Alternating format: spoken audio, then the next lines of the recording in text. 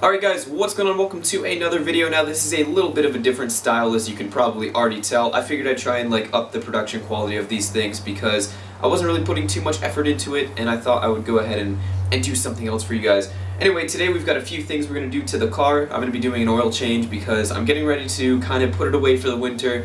So I figured I would go from what's in there now, which is the 10W30, to this, which is a 5W20, which is better for the colder weather, and it'll just be nice for when it's, you know, getting to the colder days. I mean, I'm still in a t-shirt now, but the nights are really cold now. Figured I'd go ahead and swap that out, and then back in the spring we can go ahead and put some heavier weight stuff in there. So yeah, we're gonna do the oil change. I'm gonna be doing some things with my clutch fan because that's terrible. I can show you guys the exhaust. I got the exhaust all finished up on there now. And that's probably about it for today.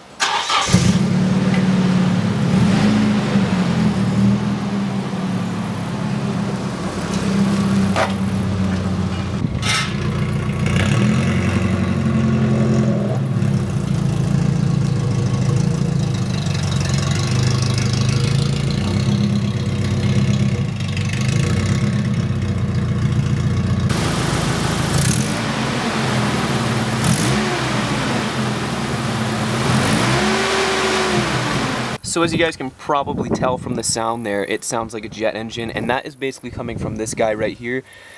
Basically, the clutch in this is gone. These fans have clutches, so I need to either replace the whole fan or just replace the clutch. And another way you can tell if it's bad is if you try and spin it by hand. If it's tough to move like this one is, then your clutch is gone in that as well. So I got to replace that, and then on top of that, I'm not replacing it today. I'm taking it out just so I can get rid of that noise because it's very annoying. I'm going to be replacing it sometime this week, so I don't need to, go ahead and have it necessarily for driving around. Plus, I have the turbo A vent up there feeding air directly into the radiator, so it's not like it's a big deal. Another thing I'm not sure if you guys could hear, but right down here where the cat connects to the header, there's a little exhaust leak, so I'm going to be using a liquid gasket today to kind of patch that up. Because, as you can tell, the exhaust is all done. Blast pipes, I've got the muffler in there. It's a little bit loud, but it sounds really good when there's no exhaust leak, in my opinion. 4K 24E anyway. So yeah, these tips here are Reinhardt Takumi tips. I've probably shown you guys these before, but the logo is kind of there. They're really dirty right now, so you can't really tell, but, I'm pretty happy with it. And yeah, let's go ahead and get started on this oil change.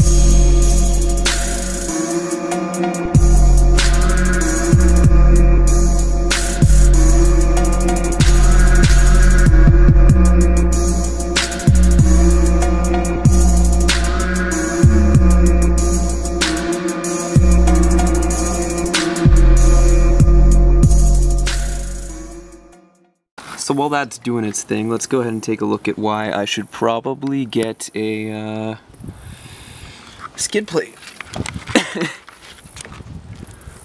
My oil pan is a little dented. At least I didn't crack it. Then my subframe, a little worn down. At least it's not cracked. The sway bar here, also a little worn down. At least that's not cracked. I mean, I think bottom line thing is, at least it's not cracked. And then if we take a look back here, you can kind of see my exhaust. Hold on, let's see if we can up the exposure. Oh yeah, there we go. Look at that. Now that flange right there is where the leak is, so I'm gonna go ahead and put some RTV on there. We got some skid plates all along the bottom of the exhaust, just to kind of help it not wear through, which is kind of working out quite effectively, I must say. I'm very happy with the build quality and construction of this exhaust. I'm gonna have to jack it up more in order to actually do the RTV thing, because I don't think I can reach it from where I would be able to get it, but I guess we'll see. Alright, so the type of RTV I'm using is this ultra copper stuff, because that works best, I find. Something kind of funny happened to this bottle though. The cap got screwed up, and all the RTV comes out of this spot right here. So my plan of action is to put some rubber gloves on and then just kind of squeeze it out. As you can see, it comes out.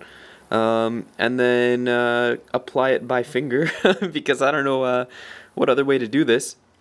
It's not like I'm making an actual proper gasket out of it or anything. I'm just kind of spreading it all around the edges so that the exhaust gases can't escape. So I shouldn't have an issue with it. But I figured while all the oil's draining out, we'll go ahead and do this.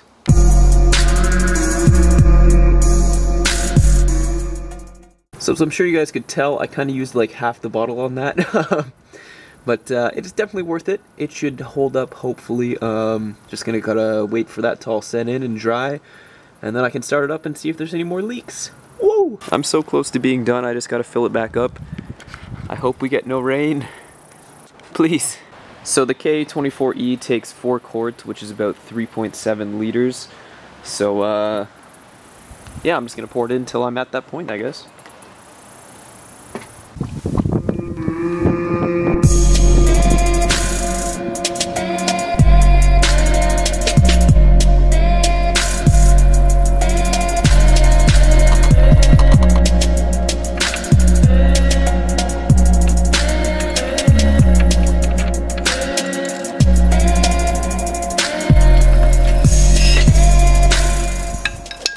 Alright guys, so thanks for watching that video. The oil change is all done. I put the gasket on there. Unfortunately, it started raining, so I wasn't able to take the fan off.